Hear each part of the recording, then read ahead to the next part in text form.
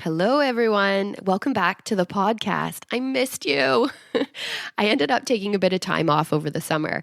You know how it goes. The kids were out of school, we had family holidays, and suddenly all of my plans to record just didn't happen.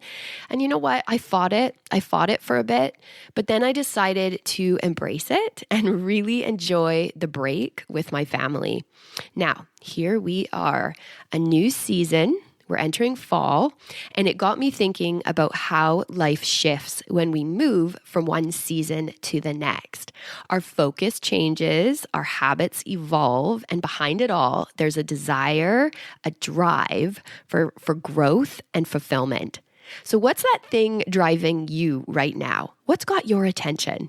Whatever it is, there's often a connection between the life we want and the space we live. That's what we're diving into today, how your home can support your goals and help you create the life you want. Let's get started. Welcome to Your Home by Design, the podcast where we talk all about our homes and how they affect our health and well-being. Some episodes we delve deep into the research and some we just chat. I'm Nico, an interior designer and researcher passionate about bringing forward the findings so that you can improve your lifestyle and well-being. Grateful to have you. Let's do this. So what's your thing right now? What is it that you're really into? You know, that thing that would cause you to want to change your habits, your behavior, maybe your routines and your lifestyle. Think about that thing that you're chasing right now, that it's got your focus and your attention. You know, for example, are you super into waking up at 6 a.m? You know, you want to have a workout at that time, or you want to have time to yourself. So you're like, I gotta wake up at 6. This is my thing. Or maybe you're really into your sleep routine right now, you know, setting your room up for successful sleep, or, you know, you're doing things in your day, or you're not doing things right before bed to help you in your sleep routine. You know, why do you think you are super focused on that thing? You know, and really think about it for a second, because is it because there is a perception maybe around someone who wakes up consistently at 6 a.m.? You know, is it this idea of a person that you're like, okay, I can consistently see that people who wake up super early in the morning are typically this or that, and that's something that you want to achieve, right? You also want to be this or that. You know, you probably have something right now that you do or you want to do regularly to be the best version of yourself. So yeah, think about it. What are the things for you right now? And maybe it's the things you're striving for, or maybe it's the things you're recognizing need to change or you need to break free from. You know, what's maybe holding you back, causing you to not evolve, not get better, get stronger, get smarter, healthier, happier, more stylish, more interesting, whatever it is. What might be holding you back? So you might be wondering why I'm talking about personal goals and habits when, you know, this is a podcast that, you know, primarily focuses on interior design to improve your life. But that's just it, right? Yes, it's interior design to improve your life. But when we have things we want to do to improve our life, our home plays such a huge role in that process. Setting yourself up for success, I believe, starts with the place that you spend most of your time, the place that you feel the most safe and secure in. And your home, it really is the foundation. Your home is your starting point. One of the first things I want to mention is if you were to work with an interior designer, maybe you have, but they go through a process at the start of a project. It's called the design brief. It's where they're kind of building that out. And basically, it's a document or documents that entail the project scope, the budget requirements. It also details like what a client's wants and needs are, their goals for the project, their preferences to certain things. But one of the most important steps when you start in on a project is really understanding the client's intended use of their spaces. And there's subtleties there that you have to pick up on in how they respond to certain aesthetics. They may want to become more organized. Therefore, they're going to request, or you're going to have to pick up on that every item is considered and each thing needs to have a home. Someone might want to cook more. They might really, really want to change what they've been doing because they're like, no, I really want to get back in the kitchen. I really want to cook more. So because of that desire, they need a kitchen that allows them to do that. Or maybe they just want to entertain. They're like, yes, I want to invite people over. I want to fill my house with people. I want to be able to accommodate guests. So then you have to really think through, not just in general how you can do that, but specifically for them and how they envision entertaining or how they naturally entertain. It could be that somebody is just super bothered by clutter. So then you have to look at it and say, okay, they need closed storage. Like they need organized spaces where everything has a home.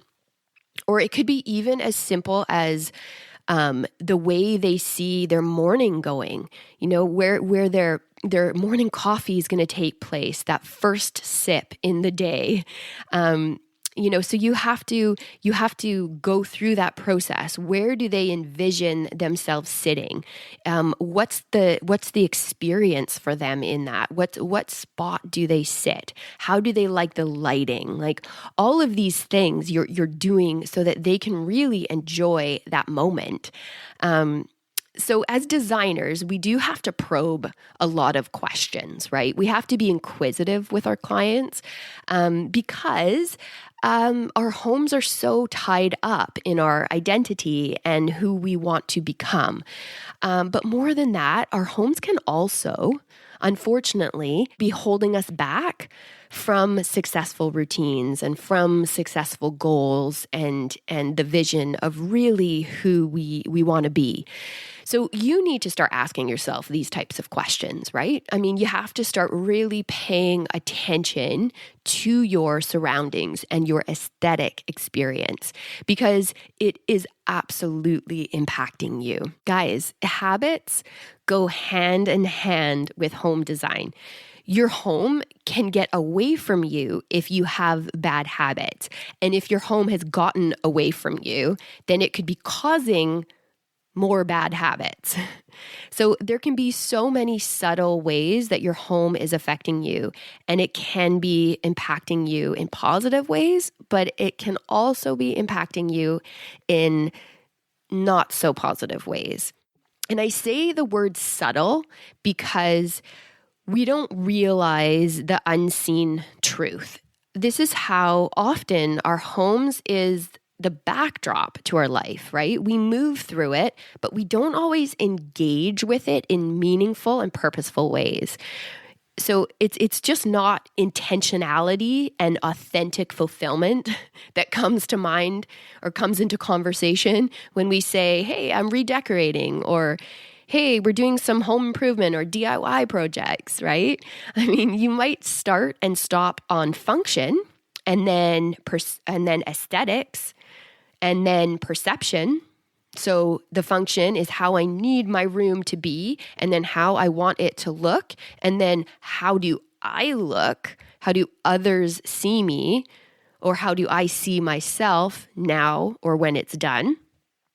But I want you to understand how deeply we are connected to our spaces and how they impact us. And it can be a subtle dance, subtle interactions. It's kind of like if you can picture sitting in a room, okay, you're sitting in a chair in a room, and the sunlight's coming through the window. It's bright in that room. There's shadows on the walls.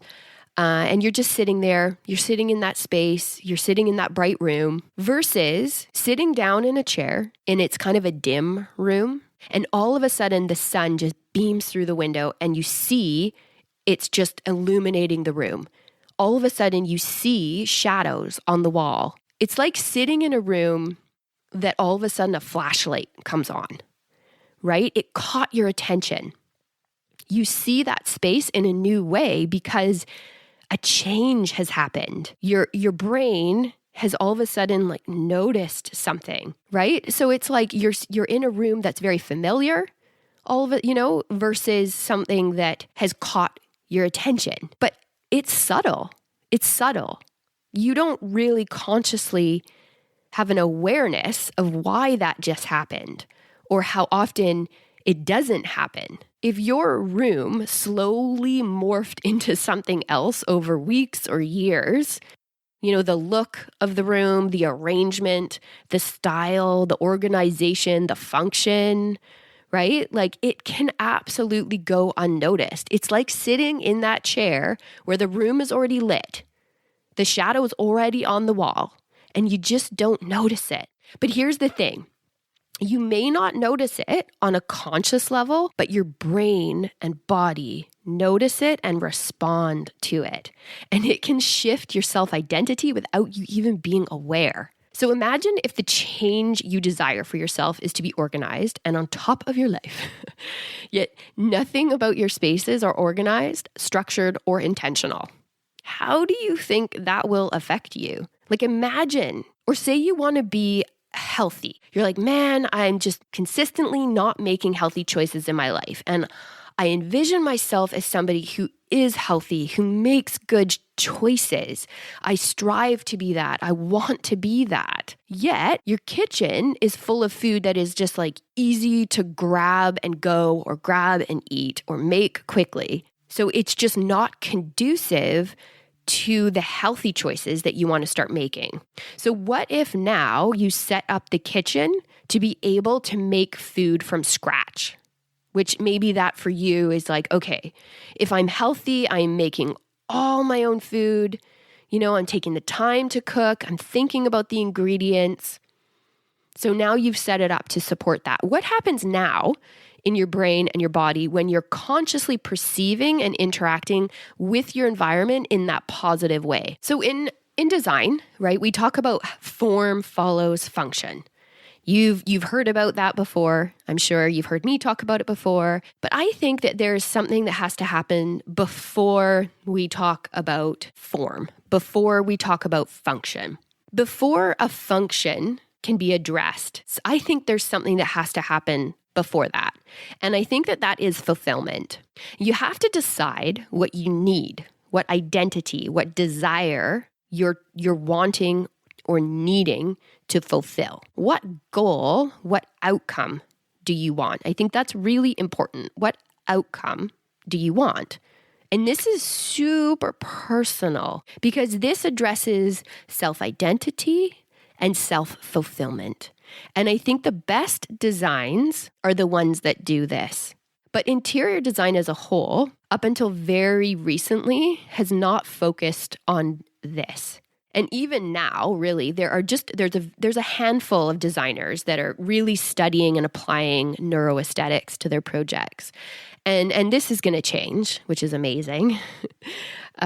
Because I think as we see our homes more as places of rejuvenation, a little bit of wellness, I think that this is really going to become more and more prominent. But I also think that, the research is still so new. And I think, that's exciting because there's amazing research coming out. So it's going to increase and we're going to see more and more of it, which is amazing. But, you have to, the whole point of it is really a good design. If your home is well designed, then yes, it looks beautiful. Yes, it's, checked all the how-tos and the tips of interior design. But more important, it has to address the core of your needs, your wants, your desires, your story, your goals, right? It has to be honest. It has to be raw. It has to be you. Then once you've really tackled that, then you talk function, right? And then you talk form. And the form is brought to life, which is an exciting part. But what does this look like in a practical sense? And how do you do this? Well, if you follow along, you listen to my podcast or you check out my website, it's really about understanding your goals and making some deliberate choices to get there. And then adjusting your perception from my home needs to impress, my home needs to always look amazing for others, versus my home really needs to align with what I see, what I value and cherish and find beautiful. My home needs to be authentic. So I read the book Atomic Habits. I don't know if you've read it. It's really good. But I loved, there's this one part of the book I loved that it talks about how if you want to change your habit or you want to get a new habit, it basically says if you take on the identity or consider the identity and the habits of the person that you want to become, then you basically kind of check in throughout your day. So you move through your house, you do your thing, and as you're doing these things, you're saying, is this in line with what that person would do? The person that I want to become. So let's say you picture somebody who, I don't know, is really healthy. So, and then you're out in your day and you're like, oh, I want a donut. And then in the moment, you're like, wait a second. Is this the habit that person that I'm trying to be would do? Like, would they choose the donut or would they go get something else, a salad or I don't know, right? So it's just a checkpoint. And it's not about saying, oh, I'm going to pretend to be somebody else. It's just saying, okay, here's the thing that I want to do better at or change or adopt.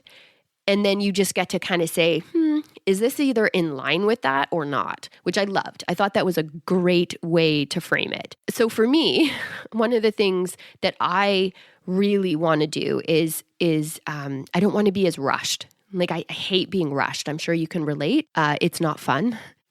So the other day, I walked past my bedroom and it was later in the day and I hadn't made my bed. I was rushed. I was rushed in the morning and I knew it. As soon as I looked into that room and saw that my bed wasn't made, it just caused this reaction in me. And I know because on the days that my bed is made and my room is really clean, when I walk past that door and I glance in, I notice my experience. The way that I see that room has shifted, and I love that. And there's times where I'm purposeful in that, where I will stop and I will intentionally take that moment in because I'm letting it kind of resonate and it feels good. Another area that if I'm rushed, it's nuts is in my kitchen. If I'm cooking dinner, if I'm rushed, it's a disaster. Like I pretty much turn into two different people in the kitchen. And I make all of our meals mostly from scratch. We're pretty healthy in that way. But yeah, I do. I feel like there's two me's in the kitchen. The one who got a head start on dinner, who, plays French music while alternating from sipping on wine to preparing veg.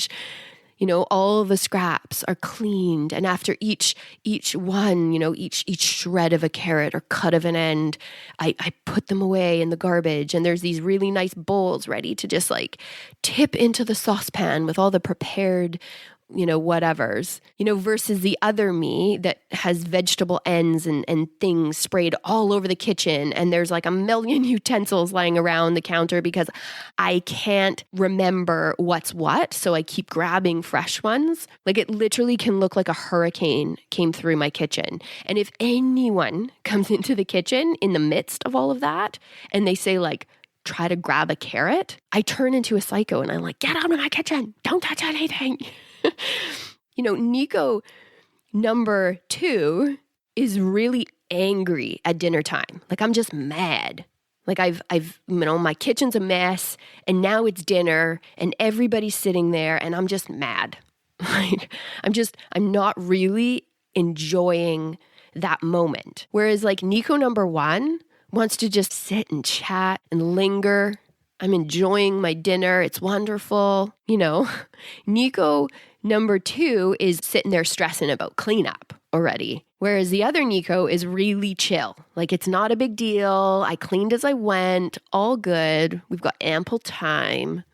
Right? And the other thing is that I want to mention is if you're stressed while you're eating, you don't digest your food as good.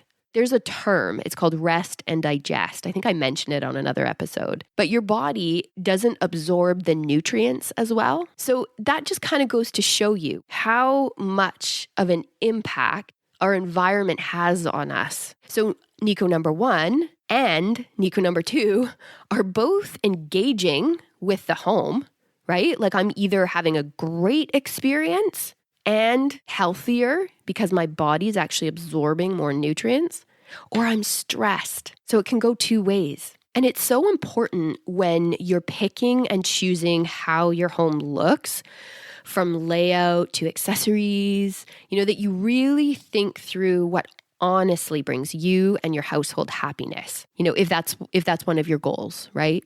Or what makes you and your household have healthy routines or a healthy lifestyle. I think we're always changing and wanting to change. I think that's just part of being human. We're always, kind of self-improvement and goal setting. And when I talk about this, right, it's really about stripping away the need to impress and gain approval.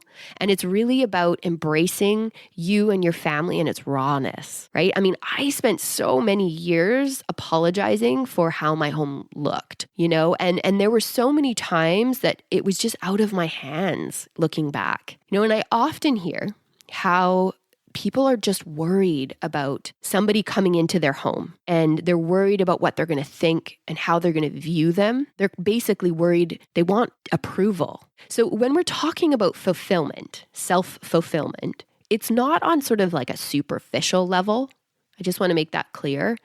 You want to think about what you want your life to look like. And then you need to make the changes in order to support that. The changes in your home so that you can make the right moves in getting to where you want to be. But you also have to be authentic and honest with what you like and what you don't like. Because I think if you're not honest, then you can miss the mark. You don't want to say, oh, I'm going to eat healthy and this is like the healthy lifestyle that I want to embrace. So then you're going to just go and like toss out all your ready to eat meals and go out and buy all this like amazingly beautiful kitchenware that you think you're going to need to make all your stuff. And like you redo your kitchen in a farmhouse look so you feel all rustic and ready to tackle that sourdough, right? Like you don't want to do that if it's not going to happen. If it's not authentic. So what fulfillment do you want that you can sustain if you make big changes, right? It has to speak to you and your family, your values, and it has to speak to you for the long haul, if you're making big changes. So I want to share something with you that I think is a really interesting example.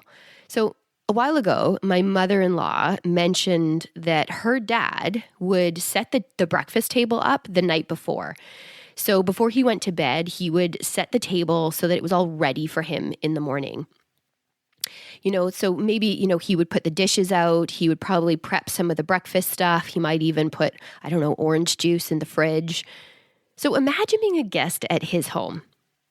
You happen to wake up early, you walk into the kitchen, the coffee's ready, and the table is set. Everything is planned and ready for you to just enjoy. Like, how inviting would that be? And I think that this is a good example because he obviously recognized that his day began in a better place when he did this. It set the tone for him to have a good day. And I just love that he recognized this and made it a regular thing. And the key is that he recognized a personal need, then practiced a routine that then became a habit within his home that consistently brought him joy and fulfillment from simply making and setting up his breakfast table the night before. Now imagine if you purposefully set it up so that it looked beautiful. So you come into this space, You've created this moment for yourself. So you've bought some things that you really gravitate to, or maybe you use some kitchenware that has been passed down. You open your drapes up so that the sunlight's going to come through. So as soon as you walk into that room, you're engaging with the outdoors. You seeing things that bring you joy. You don't feel the stress or the panic of the morning yet. Just imagine how that would change your day. So the last thing I want to say, I read another thing in Atomic Habits that I thought was really interesting. And it was an excerpt from Kurt Lewin.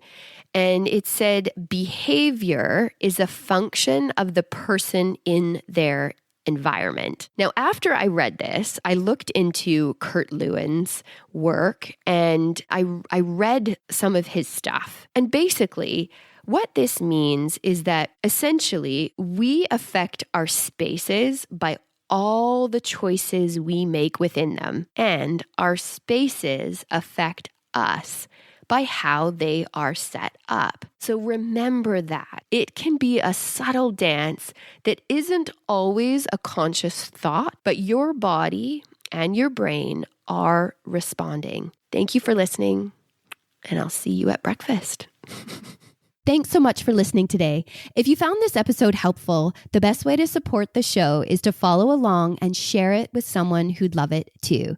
And if you'd like to go a step further, you can become one of our Better Living backers. It's a small monthly contribution that helps keep the show going. And as a thank you, I'll send you a personal note along with a 15% discount for the Create Space course when it launches. You can find the Support the Show link right in the show notes. I'm so glad you're here. Thanks for creating space with me.